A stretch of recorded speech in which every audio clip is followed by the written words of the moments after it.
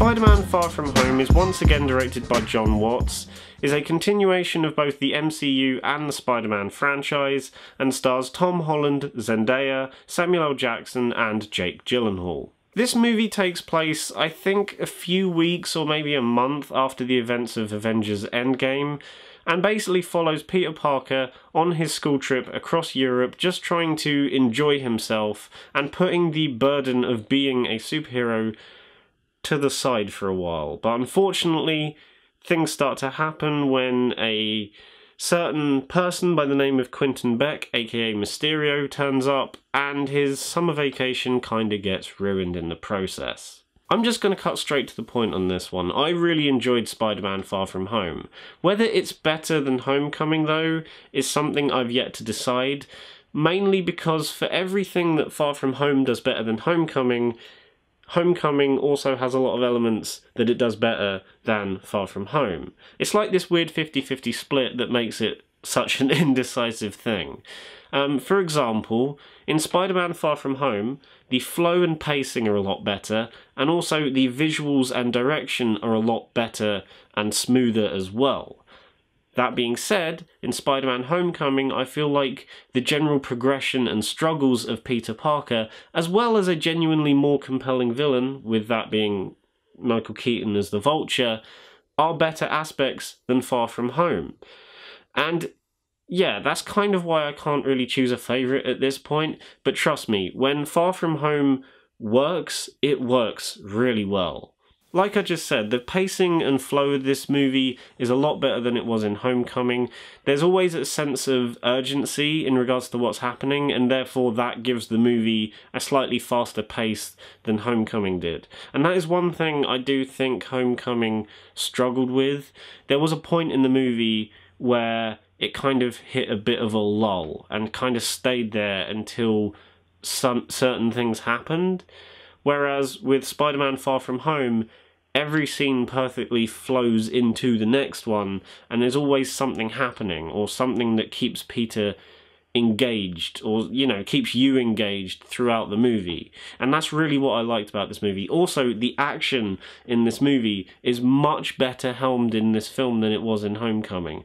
Homecoming, though it was enjoyable, a lot of it kind of felt visually stale after a while. Like, I still thought it was kind of interesting to look at, but Jon Watts didn't really know what to do in regards to action. Like, it kind of felt like he was restraining himself. But here, he goes all out in regards to visuals and direction, especially during some of the action sequences, and they are a lot better in this movie. There's a few moments, especially towards the second half of the movie, which are just gorgeous to look at, and they're genuinely brilliant, especially for a film like this. And if you know the characters that are in this film, then visually this is exactly what you've kind of been looking for, especially if you're a fan of Spider-Man and the comics. Tom Holland is brilliant yet again as Spider-Man / Peter Parker. I think at this point he's definitely the most grounded in reality version of Spider-Man, if that makes any sense. Because like I said, I think in my Homecoming review, Tobey Maguire's Spider-Man was okay, but his Peter Parker was brilliant. Andrew Garfield, his Spider-Man was great, but his Peter Parker was a bit too cocky. Here, everything seems perfectly well-rounded in regards to the character of Peter Parker / Spider-Man. Samuel L. Jackson was good as Nick Fury. I mean, it's Samuel L. Jackson. He's kind of good in everything that he's in, at least as far as I've seen. But yeah, no, he's really good. Zendaya as MJ, I thought was really nice as well, and she gets a lot more to do in this movie, which I thought was nice. And the way that her relationship with Peter kind of grows over the course of the film, I thought was really, really sweet. And again, very realistic as well, the way that their friendship grows throughout the film. I thought it was just really nice to see in the movie.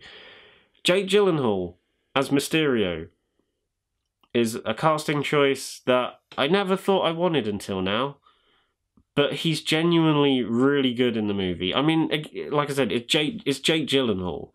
The guy can rarely do any wrong. He's one of my favourite actors working today, and this movie kind of proves why.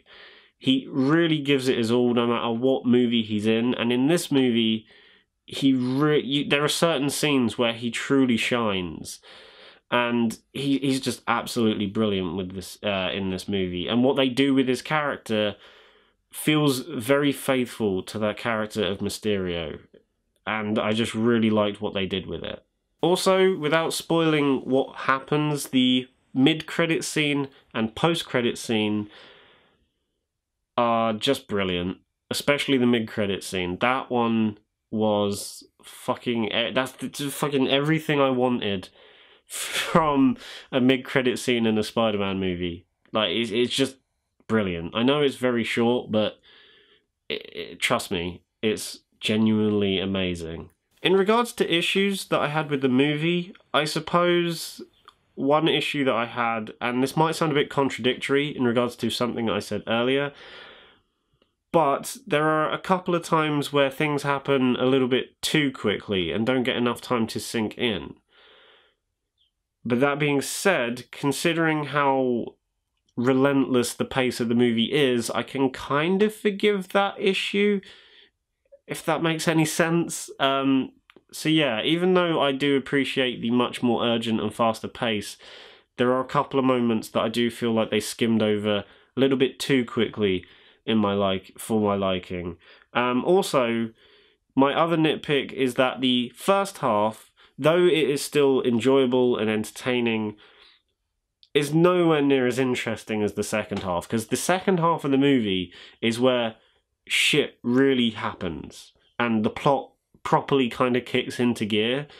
The first half is this kind of the same stuff you expect from Homecoming. It's the similar tone, very John Hughes-esque, and it does work, but trust me, the second half of the movie is where the movie really comes into its own and is a lot better for it. In the end, I'm going to give Spider-Man Far From Home an 8 out of 10. I thoroughly enjoyed this one. It's another really good entry into the MCU, and I genuinely don't know where they're going to go from here.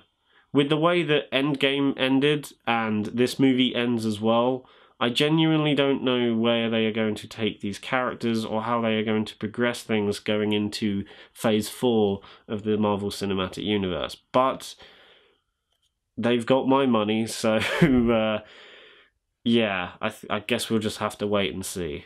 So guys, that was my review of Spider-Man Far From Home. If you liked the video, then give it a thumbs up and subscribe to the channel if you haven't already. Bye!